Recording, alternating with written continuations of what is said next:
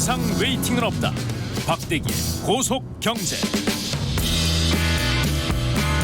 네, 박대기의 고속경제 KBS 박대기 기자 나와 있습니다. 안녕하세요. 네, 안녕하십니까. 이 세제 개편안이 나왔는데 네. 이걸 보고 이제 많은 언론들이 제목을 그렇게 많이 달더라고요. 문재인 대통령이 동학 개미들의 손을 들어줬다.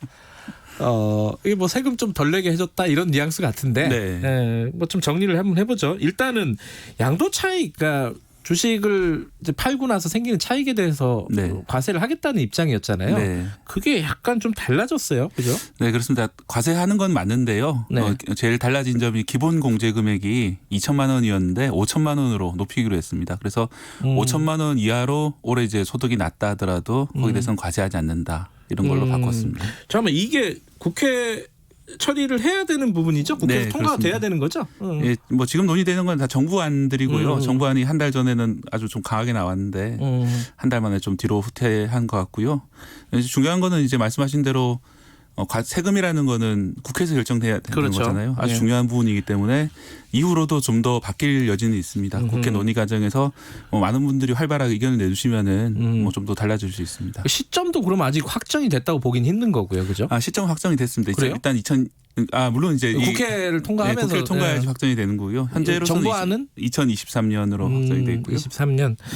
어찌됐든 5천만 원까지 주식으로 내가 돈을 벌었다. 네. 그러면은 양도세는 안 내는 걸로 일단은 네. 정부안은 나온 거다. 네. 그리고 그죠? 이제 기존하고 좀 달라진 점은 이제 3년간 손실을 합친다고 했었거든요. 음흠. 그래서 이제 올해 돈을 벌었더라도 지난 3년간 그 주식으로 손실한 부분이 있으면은 네. 그걸 좀 차감하고 이제 과세를 하기로 했는데 네. 그걸 5년으로 좀 늘렸고요. 그럼 이 소급은 되는 거예요? 어떻게 되는 거예요? 어떤 소급 말씀하시죠? 예를 들어 그 시점에 예. 그 전에 벌었던 것까지 다 이렇게 세금을 내는 건 아니죠? 그런 건 아닙니다. 그죠? 예. 예. 매년 이제 과세를 하는 건데. 그러니까 정해진 시점부터 예. 이제 따지는 거죠. 근데 이제 작년까지 계속 잃고 있었으면 혹은 이제 과거 5년간 얼마나 잃었는지 그걸 또 합쳐서 계산하는 거죠. 계산을 할 때는 너무 이제 소액 투자자들은 걱정할 일은 아닌 것 같고, 그죠? 지금 상황에서는. 예, 그렇습니다. 이게 사실 개인 투자자들이 양도세를 2천만 원까지 한다 그러니까 약간 반발이 좀 있었어요. 네. 거기에 대한 대답이었겠죠, 아마 네, 정부에. 특히 이제 올해 같은 경우에는 주식이 좀 올랐기 때문에 동학개미 운동이라고 뜨거웠지 않습니까? 그리고 그렇죠. 2월, 3월에 많이 하락했다가 코로나 때문에 그 이후로 많이 오르면서 거의 한 10년 만에 처음으로 돈 번 분들도 계시고 한데 네. 그런데 이제 여기 또 과세를 마침 이때 과세를 하겠다고 하니 반발하시는 분들이 좀 있었고요.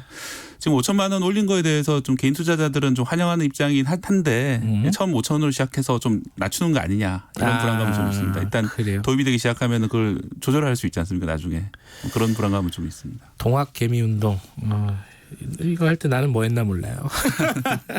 근데 어쨌든 이렇게 되면은 네. 세금을 내는 사람은 한 전체적으로 보면은 비중이 얼마나 될까요? 예, 5천만 원 기준으로 하면은 2.5% 정도. 주식 투자자가 600만 명인데요. 600만 명 잡아요? 네, 그 중에 한 2.5% 정도니까 한 15만 명 정도가 과세 대상이 될 것 같고요. 이거는 네. 물론 해마다 이제 주식 시황에 따라 가지고 그러겠죠. 좀 달라질 것 같습니다.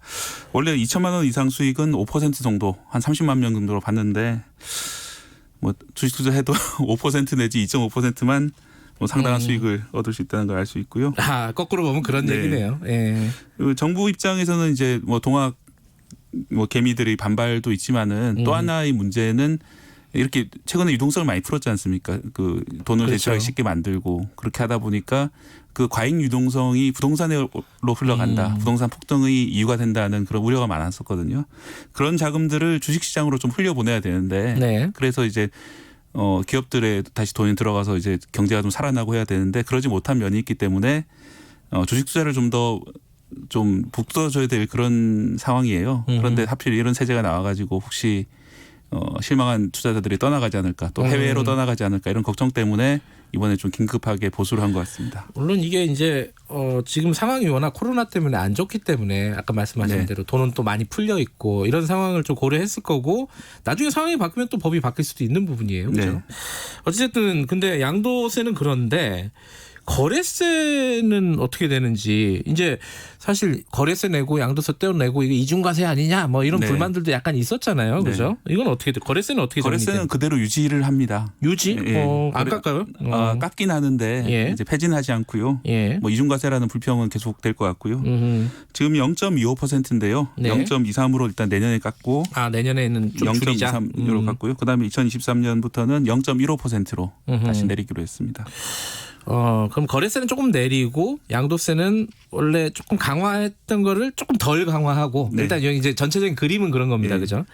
근데 양도세를 걷는 방식 요거 가지고도 또 말이 많아요. 이건 네. 어떻게 되는 거예요? 그게 이제 원래 매달 이제 원천 징수할 생각이었거든요. 정부안은. 그러면 이제 매달 투자금이 줄게 되잖아요. 이익이 나면 날수록. 네. 그럼 이익이 나면 날수록 계속 팔아야 되는 그런 상황이 되거든요. 그래서 불만이 많았습니다. 그래서 매달 하던 걸 6개월 만에 한 번씩 하는 걸로 바꿨습니다. 반기에 한 번씩 하는 반기에 걸로. 한 번씩 하는 거고요. 예. 그리고 뭐 이렇게 금융기관이 원래 원천 징수를 하는 건데 예. 여러 금융기관하고 거래를 하거나 이럴 수 있지 않습니까? 그렇죠. 그럴 경우에는 아마 지금 연말 정산 제도처럼 1년에 한 번 정도 정산하는 그런 절차가 있어야 될 것 그래서 같습니다. 환급 받을 거 환급 받고 네. 더 내야 되면 또 더 내야 되고 이런 거잖아요. 야, 그것도 또 하나의 어떤 일이 생기겠네요. 그 주식 투자자들은. 예, 이런 부분은 좀 아마 근데 뭐 그런 이제 금융거래 자료 같은 것들 좀 모으는 게 쉬워지게 되면 최근에도 이제 연말정산 간소화 제도가 생겼지 않습니까? 네, 그런 네, 식으로 좀 쉽게 바뀔 일이라 기대를 해봅니다. 어쨌든 이게 이제 월별 이렇게 매월 월급에서 예, 이렇게 떼가는 건 떼가지 수익에서 떼가는 건 아니기 때문에 않고 예, 이건 좀 좋아진 것 같습니다. 반기에 한 번으로 하겠다. 네, 그 대신 목돈이 들어갈 가능성이 좀 있겠네요. 그죠? 그렇죠. 미리 좀 계산을 하셔야 되고 그런 점이 있습니다. 어찌됐든 이 지금 상황 지금 코로나 유동성 확대 요 상황에 맞춰서 조금 완화한 측면이 있는 건데 네. 그렇다면은 주식 투자자들이 떠나지는 않겠다 이렇게 보는 건가요? 시장에서는? 이 일단 정도면? 좀 시장에서 좀 아쉬워하는 부분이 좀 있는데요. 예. 가장 큰 부분이 장기 투자에 대한 그런 특별 공제가 없다는 점이 가장 아쉬워하는 그래요. 거고요. 주식 장기 투자가 많이 권장되고 있지 않습니까? 그렇죠. 그런데 그리고 예를 들어 주택 같은 경우에도 장기 보유를 일가구 주택 할 경우에는 좀 많이 양도소득세를 감면해 주는 부분이 있는데 주식은 네. 그런 게 없기 때문에 아무리 오래 가지고 있더라도 세금을 똑같이 내야 되거든요. 그런 부분 좀 아쉽다 하는 사람들이 있고요. 네. 또 하나는 이제 배당 소득이 이 통합 과세에 포함이 안 됩니다. 그래요? 예. 뭐 과세에 포함 안 되니까 좋은 거로 잘못 알고 계신 분들이 있는데 안 좋은 거예요. 왜냐하면 배당 소득은 무조건 세금을 내거든요. 그래서 예를 들어 주식 투자도 하고 배당도 받는 경우가 있는데 주식 투자는 손실을 보고 배당으로는 이익을 볼 경우가 있어요. 네. 그럴 경우에는 이익을 본 배당은 그대로 세금을 내고 손실을 본 거에 대해서는 뭐 세금을 깎아주지는 않기 때문에 결국은 이제 세금 계속 내야 되는데 이걸 합산해 가지고 배당 받은 부분하고 주식으로 이제 잃은 부분하고 합산을 할 수 있으면 세금을 안 낼 수가 있거든요. 그런데 이제 우리나라는 뭐 세계적으로 배당 소득이 좀 낮은 편이고 결국 배당을 잘 안 준다는 얘기죠. 그리고 그 배당에 대한 투자들을 또 사람들이 별로 생각을 안 하는 그런 현상인데 건전한 투자라고 할 수 있거든요. 배당 투자는 그런 걸 좀 촉진시키기 위해서는 배당 투자도 결국 합산을 할 필요가 있는데 이번에 빠져 있습니다. 그 배당이라든가 장기 투자 이런 것들은 좀 명분이 있기 때문에 네. 국회에서 논의될 여지는 좀 있겠어요. 이 부분은. 그죠? 그렇습니다. 그리고 또 하나가 지금 주식 시장을 만약에 뭐 이런 여러 가지 규제들이 도입이 되면은 네. 다른 데로 갈 수가 있잖아요. 네. 꼭 부동산이 아니더라도 여러 가지 다른 게 있지 않습니까? 그죠? 예, 요새 해외 주식 많이 하시지 않습니까? 그래서 해외 주식. 예, 천슬라라는 말 아시죠? 테슬라. 테슬라가 $1,000 넘었다고 천슬라가 천슬라. 됐는데 지금 뭐 $2,000 간다 그런 말도 있고 천슬라인가요? 얘기가 있는데 최근에 좀 폭락했습니다. 그래요? 예. 좀 약간 회의가 들어가지고 그런데요. 어쨌든 그런 해외 주식 투자라든지 아니면 금 투자도 좀 하시는 것 같거든요. 젊은 분들 금 투자 자금이 많이 유입되고 있다는 기사도 있고요. 네. 올해 1조 원 이상 뭐 연간 거래 규모가 될 거다. 젊은 사람들도 많이 해요, 이거를?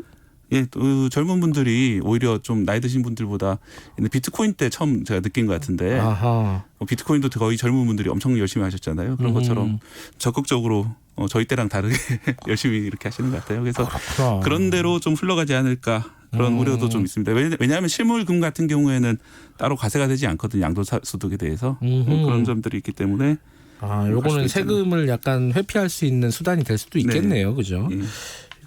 외국 투자, 해외 투자는 특별히 변하는 건 없기 때문에. 예, 250만 원 공제에다가 과세를 하는데 기존 이제 한국 주식에 비해서 그런 부담을 안고도 투자를 하셨기 때문에 네. 좀 더 투자가 늘어날 수 있다 우리는 우려가 있습니다.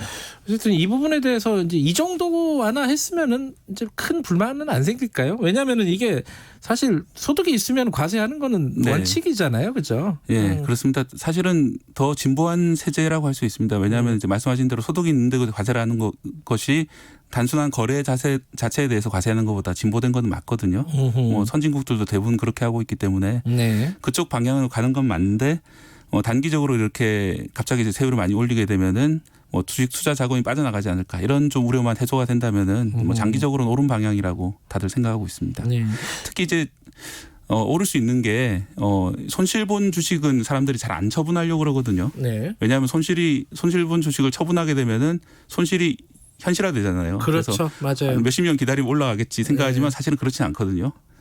떨어내야 될 필요가 있는데 네. 이게 이번 제도가 떨어내기 위한 좋은 제도가 될 수 있어요. 왜냐하면 작년까지 손실을 계속 보고 있다가 올해 이득을 보면은 작년 거를 매각하고 올해 거를 같이 처분을 하면은 그동안의 손실까지 반영이 되잖아요. 세금을 안 내기 위해서 물론 그렇게 하는 건데 네. 그러다 보면은 손실 낸 주식은 적절하게 처분할 수 있는 그런 기회를 마련한다는 점에서도 장점이 있습니다. 그런 측면이 좀 있군요. 네. 이게 손실 나면은 계속 들고 있으면 안 되는 거예요? 그렇죠. 이제 그런 거 좀 있는데. 그러니까 이제 그걸 매몰 비용이라고 하는데요. 네. 과거에 있었던 일들은 과거 일로 하고 이제 지금부터 다시 평가를 해야 되는데 네. 사람이 그렇게 하기가 되게 어렵죠. 어렵죠. 막상 이렇게 손절이라고 해야 되나요? 이게 네. 팔면은 돈이 실제로 이제 사라지는 거기 네. 때문에 이제는 그냥 이때까지는 그냥 사라졌다면 지금은 세금을 깎으면서 사라지기 때문에 손절이 좀 유리해진다 그런 면이 있습니다. 이번에 소득이란데 세제 개편안 중에 지금 말씀하신 주식 관련된 거 말고 좀 눈여겨 봐야 될 게 좀 있나요? 네, 저는 액상 전자담배 세금이 올랐다는 부분이 좀 눈여겨지던데요. 실제로 근데 이게 전자담배 가격 인상으로 반영될지는 모르겠습니다. 왜냐하면 이미 전자담배 가격이 높은 편이고 마진도 있는 편이기 때문에 그 마진 내에서 해결될지 아니면 전자담배 가격 자체가 올라갈지는 모르겠으나 세금이 기존에 이제 0.7ml 카트리지 하나에 1,200원에서 2,500원으로 오르기 때문에 2배 오르는군요, 거의. 그렇기 때문에 가격 인상도 가능할 수도 있을 것 같습니다. 근데 사실은 근데 이 세제 개편안 나왔을 때 지난주였나요? 이게 네. 신문 보도들을 보면은 이 소득세를 최고 세율을 네. 세계에서 가장 높은 세율을 매긴다는 식으로 예. 굉장히 좀 불만 섞인 기사들을 많이 봤어요. 예. 실제로는 이게 어느 정도죠?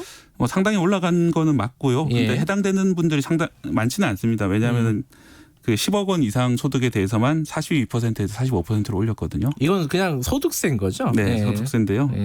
3%포인트라서 이제 그 자체는 높지는 않은데요. 약간 좀 주목되는 거는 과거 10년 동안 상당히 많이 올리긴 했어요, 이제. 우리는 그동안 이제 알고 있는 건 북유럽 복지국가들에 비하면 우리나라 세금이 적다 이렇게 알고 있었는데. 그게 예전의 상식이었잖아요. 이제는 상당 부분 이제 고소득자에 대해서는 올라갔다. 그런데 이제 사실 세금이 오르면 전체적으로 좀 균등하게 부담하는 부분도 있어야 되기 때문에 이건 약간 논란의 여지는 있는 것 같습니다. 문자가 몇 개 들어왔는데 6149님이 이달의 기자상 받으셨어요? 아, 예. 무슨 기사로 받으셨죠? 이스타 항공 관련해서. 그렇군요. 예. 축하드린다고. 감사합니다. 네. 전 지난달에 받았는데 저는 아무도 축하해주지 않더라고요. 워낙 많이 받으셔서 무슨 말씀을. 이게 항상 간결하고 정확하게 경제 소식을 전달해줘서 고맙다는 문자도 들어왔습니다. 6787님입니다. 항상 집중해서 듣고 계신다고 합니다. 여기까지 듣죠. 고맙습니다. 네, 고맙습니다. 박대기의 고속경제 KBS 박대기 기자였습니다. 김경래 최강시사 듣고 계신 지금 시각은 8시 44분입니다. 이 시각 교통 상황입니다.